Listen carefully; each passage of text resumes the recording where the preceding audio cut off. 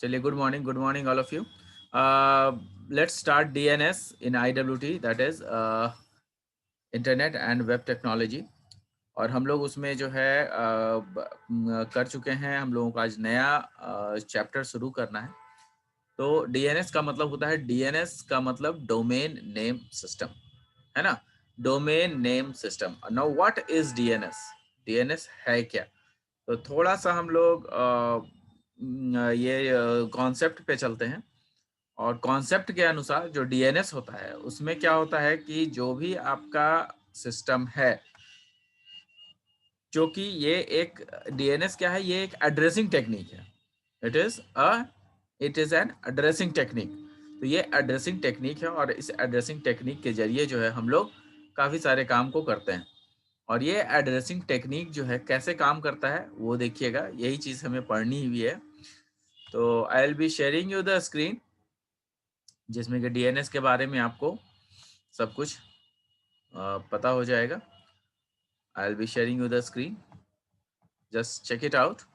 यहाँ पे देखिए आप लोगों को शेयर हो गया है स्क्रीन, और स्क्रीन शेयर होते के साथ ही साथ जो है आपको ये पता लग जाएगा कि आखिर DNS होता क्या है.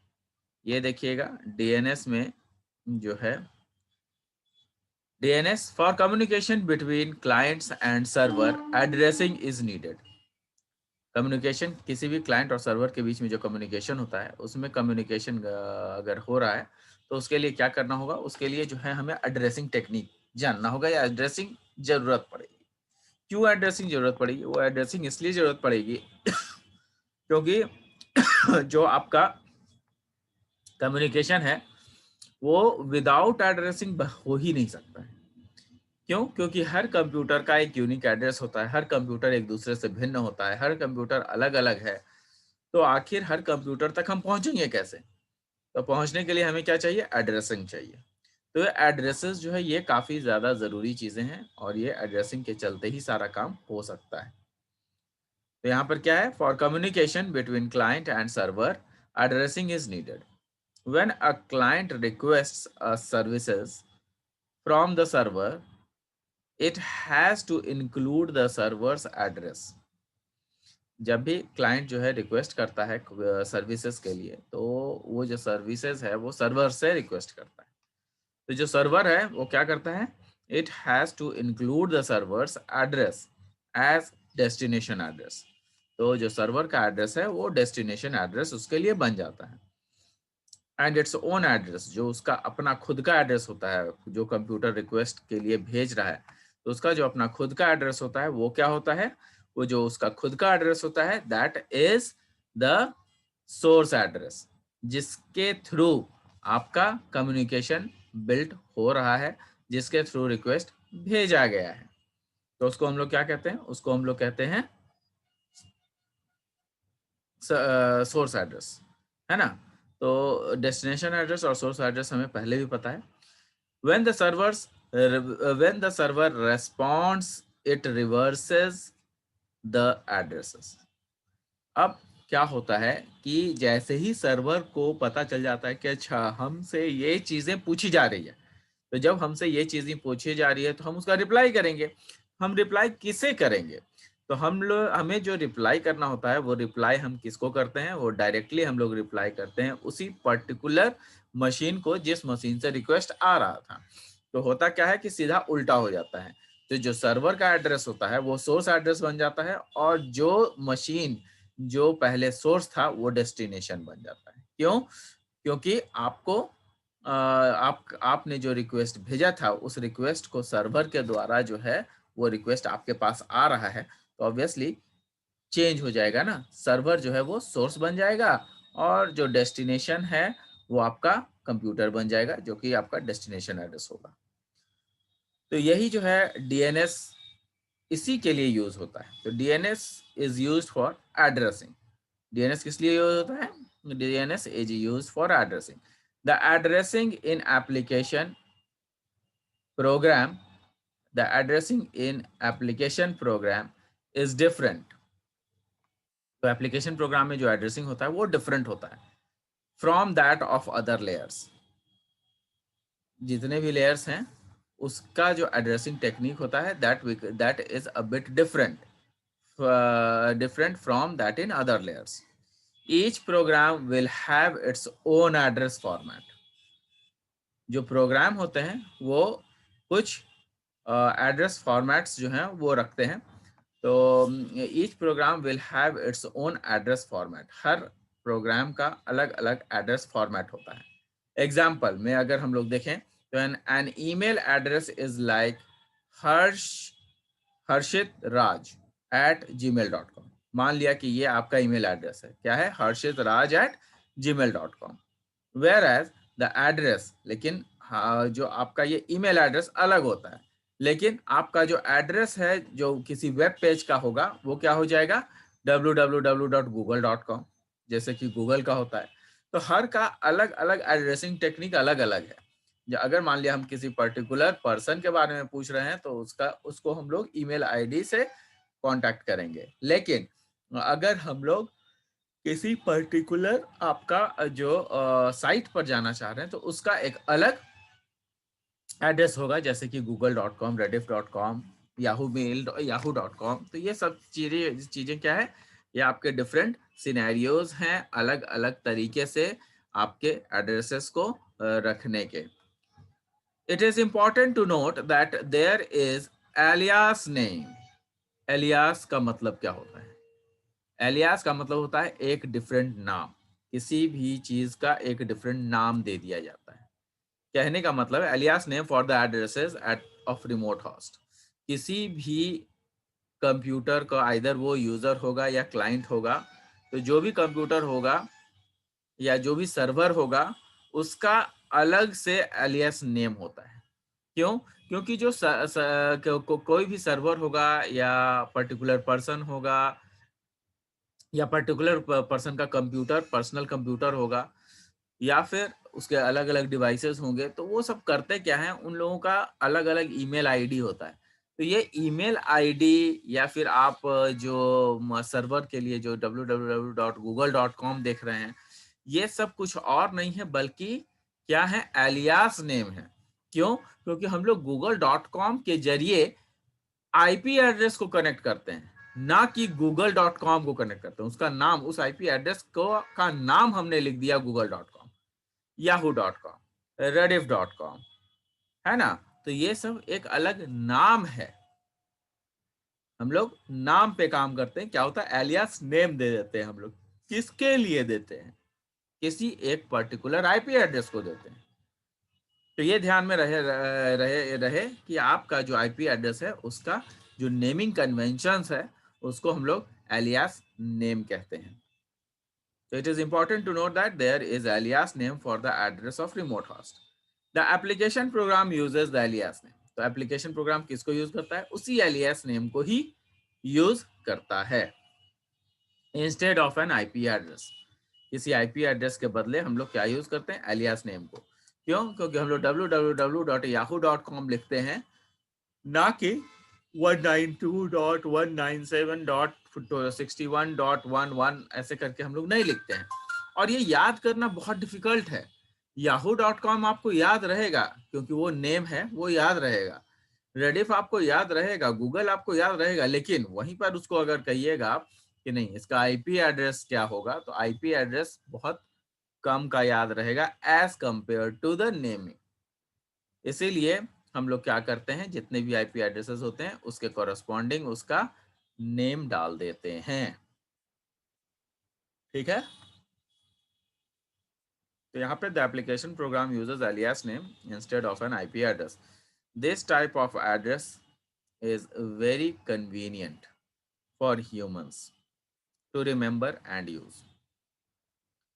So this type of address is very convenient for humans.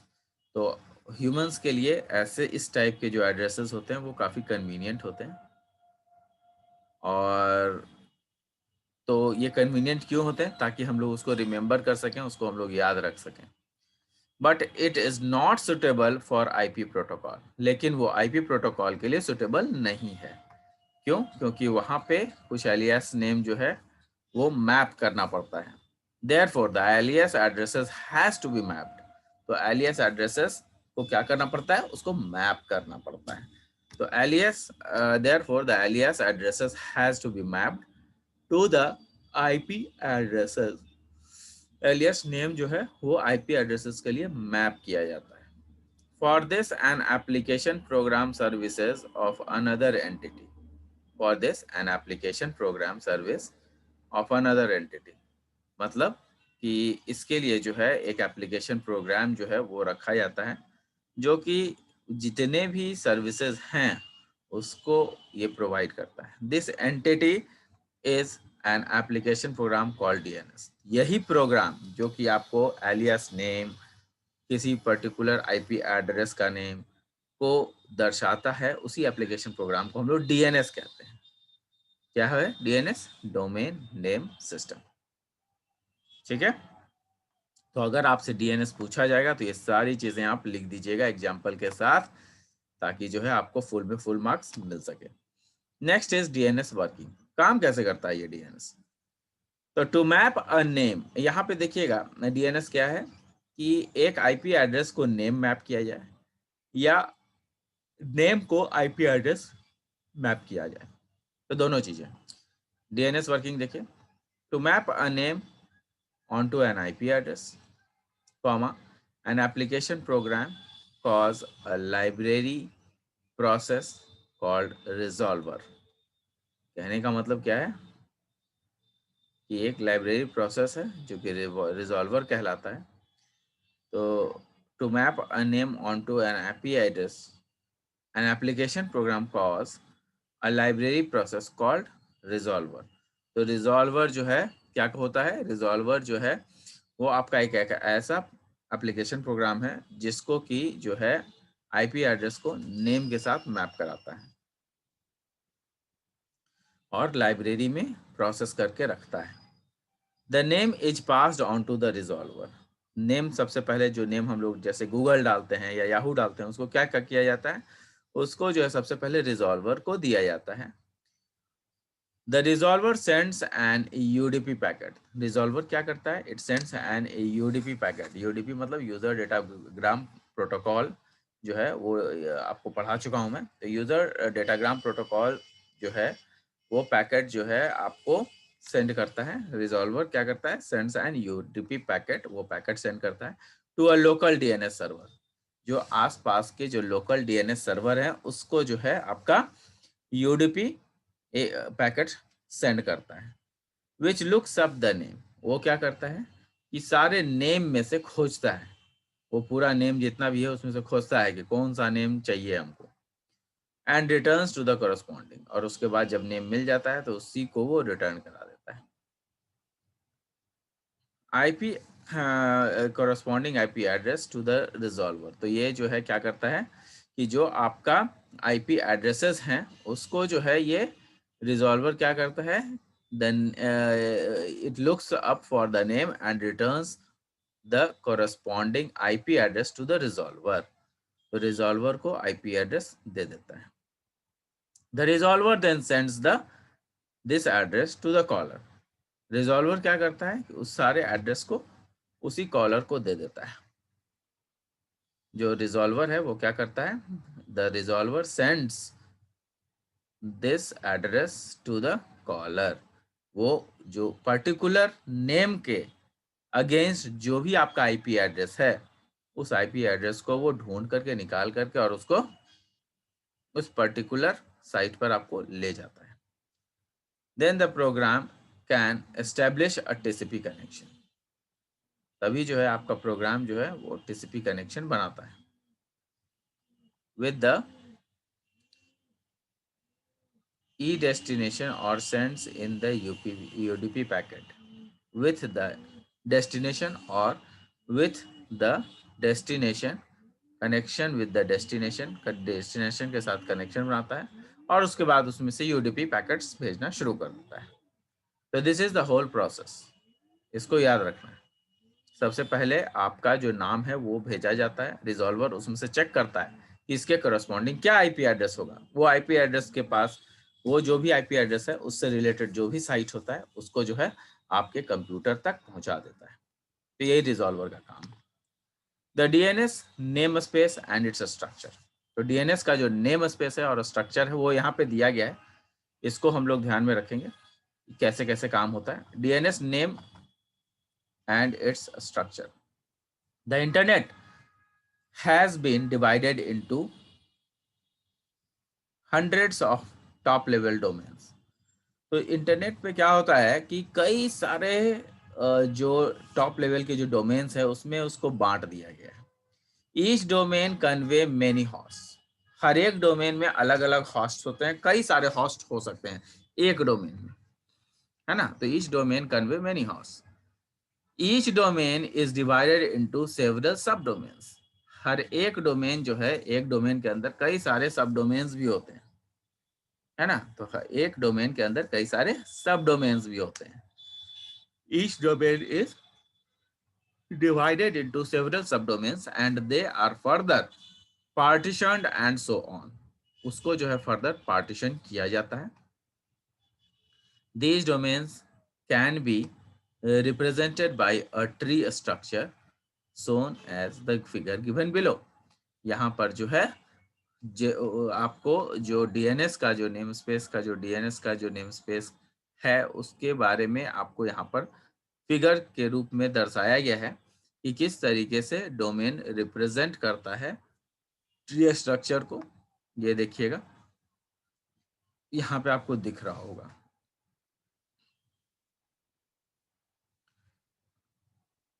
Com, EDU, gov, MIL, ये सब आपका नेट, जेपी, यूएस, INT, ये सब आपका जो है क्या है, जेनेरिक डोमेन्स है।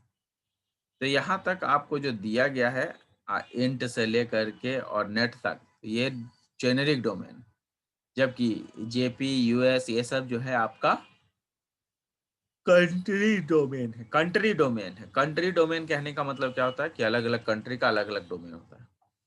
जैसे इंडिया के लिए हम लोग क्या यूज करते हैं, yahoo.co.in, है ना। यूएस के लिए हम लोग या क्या यूज करते हैं, yahoo.co.us, है ना। तो इस तरीके से जो है आपका कंट्री में डिवाइड होता है। यूके के लिए yahoo.com, जो कि यूके के लिए है, ठीक है। तो हर का अलग अलग है। यहाँ पर देखिएगा कि जो आपका दिख रहा है कॉम, वो कॉमर्शियल के लिए यूज होता है। ईडीयू एडुकेशनल के लिए यूज होता है। गवर्नमेंट के लिए जियो भी यूज होता है। जो मिलिट्री फोर्सेस वगैरह हैं उसके लिए MIL यूज होता है। किसी ऑर्गेनाइजेशन के लिए ORG यूज होता है। तो कई सारे ऐसे डिफरेंट आपके IP एड्रेसेस में ही, आपके IP एड्रेसेस के साथ ही जो नेमिंग कन्वेंशन है उसमें इस तरीके की चीज़ों को अप्लाई किया जाता है। अब यहाँ पे देखिएगा कि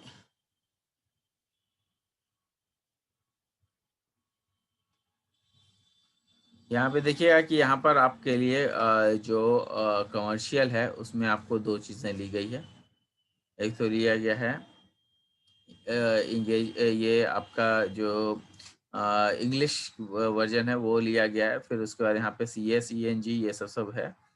तो इस तरीके से ये क्या होता है कि ये डिफरेंट नेमिंग है जो कि कर दिया गया है IP एड्रेसेस के जरिए, ठीक है। अब यहाँ पर आपको कई सारी चीज़ें दिखेगी। इंडिया के लिए IN यूज़ होता है, वो मैंने आपको पहले ही बता दिया।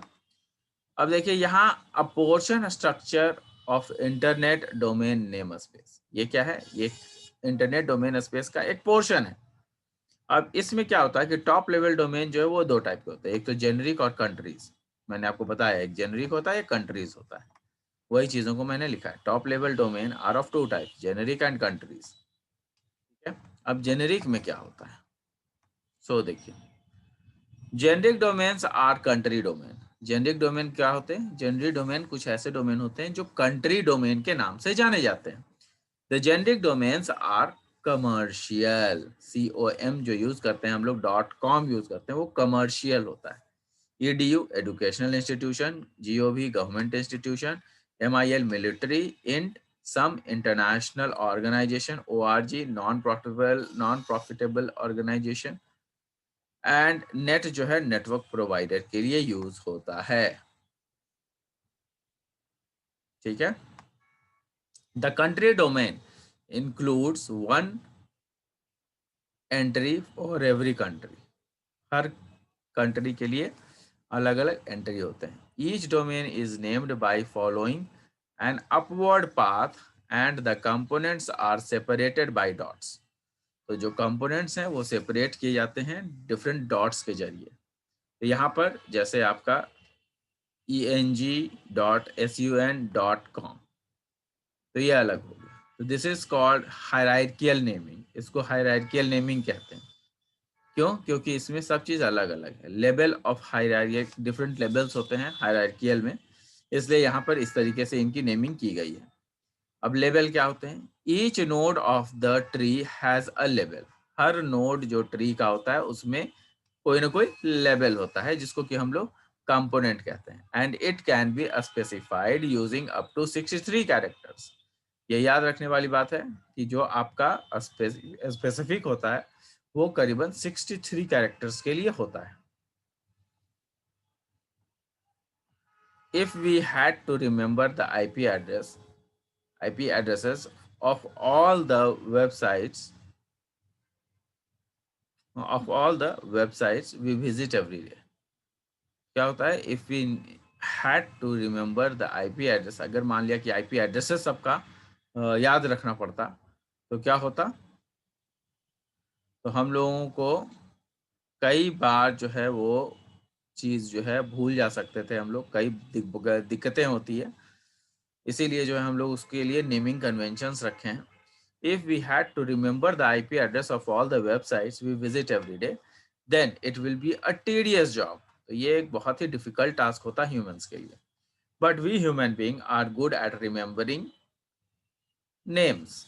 तो हम लोग नेम वगैरह को काफ़ी अच्छे से याद रख सकते हैं। इसीलिए डोमेन नेम जो है हम लोगों के पास आया, और डोमेन नेम सिस्टम के जरिए जो है हम लोगों के पास काम हुआ है। ठीक है। तो इस तरीके से हम लोग जो है डोमेन नेम सिस्टम पे हम लोग काम करते हैं। एग्जाम्पल में www.yahoo.com, एग्जाम्पल www.google.com और www.manipal.edu, इस तरीके के कुछ लेवल हैं जो कि आपको दिख रहे हैं। यहाँ पर हम लोगों ने इसमें लेवल बताया हुआ है कि आपका जो रोबोट सिस्टम है वो किस तरीके से लेवलिंग करता है और लेवल में किस तरीके से ये काम करता है। ठीक है। यहाँ पर आपका अगर manipal.edu है तो यहाँ पर जो है क्या करता है कि हर नोड को edu अलग होता है, और सबसे पहले edu देखा जाता है, फिर लेवल मणिपाल का अलग होता है। तो रीडर अपना डालता है manipal.edu, तो रीडर का अलग अपना होता है, edu का अपना अलग होता है जो कि एजुकेशनल डोमेन पे काम होता है। तो हर का डोमेन नेम्स और लेवल्स अलग अलग होता है। इस तरीके से आप फोटोग्राफ बना सकते हैं जो कि दर्शा रहा है कि अलग अलग नोड है। जैसे रोबोट नोड अलग है, यहाँ पे edu नोड अलग है, मणिपाल नोड अलग है, यहाँ रीडर नोड अलग है। तो इस तरीके से आपको दर्शाया जा सकता है कि किस तरीके से ये काम करेगा। यहाँ पे देखिएगा कि the com, edu and uk portion of this domain names are called top level domain. ये जो है टॉप लेवल डोमेन कौन सा है? जो उसका कॉम, edu और uk टाइप के जो पोर्शंस हैं वो जो है टॉप लेवल पे आते हैं। These are several hundred top, there are several hundred top level domain। तो जैसे एजुकेशनल है तो edu लिखते हैं, तो edu के अंदर बहुत सारे एजुकेशनल इंस्टीट्यूशंस आ सकते हैं, हजारों हजार आ सकते हैं। तो वो हर का जो डोमेन है वो अलग है, लेकिन हर डोमेन के अंदर फिर बहुत सारे सब डोमेन्स भी होते हैं। There are several hundred top level domain names as shown in the above structure। Example में कॉम, edu, बहुत सारे एग्जाम्पल मैंने यहाँ दे दिए हैं। जनरली जो है आपका as well as unique 2 letters combination for every country. तो कंट्री के लिए जो है जनरली 2 लेटर्स लिया जाता है। जैसे इंडिया के लिए IN, यूएस के लिए USA के लिए US, UK के लिए यूनाइटेड किंगडम के लिए UK। तो इस तरीके से लिए जाते हैं। Within every top level domain there is a huge list of several second level domains। तो जो टॉप लेवल के डोमेन होते हैं उसमें कई सारे ह्यूज लिस्ट होते हैं, उसमें कई सारे सेवरल सेकेंड लेवल भी डोमेन्स हैं। तो in the com first level domain we have Yahoo. तो याहू हो गया आपका सेकेंड लेवल डोमेन। तो पहला लेवल हो गया फर्स्ट लेवल कॉम, उसके बाद याहू। तो याहू या फिर माइक्रोसॉफ्ट या फिर MSN, तो MSN.com, yahoo.com, microsoft.com, तो ये आपका सेकेंड लेवल पे हो गया। ठीक है, तो every name in the com, note यहाँ पे कर लीजिए, every name in the com top or domain must be unique. तो वो हमेशा यूनिक होना चाहिए। जो आपका सेकंड लेवल है वो आपका यूनिक होना चाहिए। तो ये चीज हम याद रखेंगे कि यूनिक डोमेन जो है वो एक अलग होता है, यूनिक होना चाहिए। But there can be duplication among domains, लेकिन डोमेन्स का जो है डुप्लीकेशन हो सकता है, जैसे MSN.com, MSN.org। तो MSN.com अलग हो गया और MSN.org अलग हो गया। ये दोनों MSN है, लेकिन .com अलग हो सकता है, .org अलग हो सकता है, or completely different machines. In this case यहाँ पे देखिए bbc.co.uk, तो it is the third level of domain. ये क्या हो गया, ये थर्ड लेवल ऑफ डोमेन है। इसमें up to 127 levels are possible. इसमें करीबन 127 लेवल्स जो है वो पॉसिबिलिटी है। Although more than 4 is rare, generally 4 से ज्यादा कम ही है, लेकिन 127 लेवल्स तक जा सकते हैं। The left most word such as www और Encarta is the host name. तो www क्या है, वर्ल्ड वाइड वेब, वो एक एनकार्टा है या फिर होस्ट कहिएगा कि होस्ट नेम है। It specifies the name of the specific machine. वो क्या करता है, it specifies the name of the specific machine with a specific IP address. एक स्पेसिफिक नेम और स्पेसिफिक मशीन है with the specific IP address in a domain. A given domain can potentially contains millions of hosts। तो एक जो domain है वो potentially जो है कई सारे होस्ट को रख सकता है, as long as they are unique. जब तक वो यूनिक है तब तक उसको रखा जा सकता है। Domain names are not case sensitive. एक चीज ये भी याद रखिएगा कि डोमेन नेम्स केस सेंसिटिव नहीं होता है। आप उसको बड़ा से भी लिख सकते हैं, छोटा से भी लिख सकते हैं। देयरफॉर COM छोटा वाला एंड COM बड़ा वाला मीन्स द सेम थिंग। ठीक है, तो यहाँ तक हम लोगों ने आज किया है, काफ़ी कुछ कर लिया। डोमेन नेम सिस्टम क्या होता है, जेनेरिक डोमेन क्या होता है, आपका जो कंट्री डोमेन है वो क्या होता है, तो DNS कैसे काम करता है। तो हम लोगों ने काफ़ी कुछ किया है आज। तो I hope you are able to understand. लोगों को अगर स्क्रीनशॉट लेने हैं तो आप लोग ले लीजिए, ताकि आप लोग जो है इसके नोट्स बना सकें, है ना।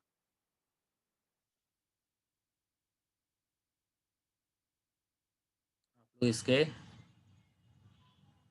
नोट्स ले लीजिएगा।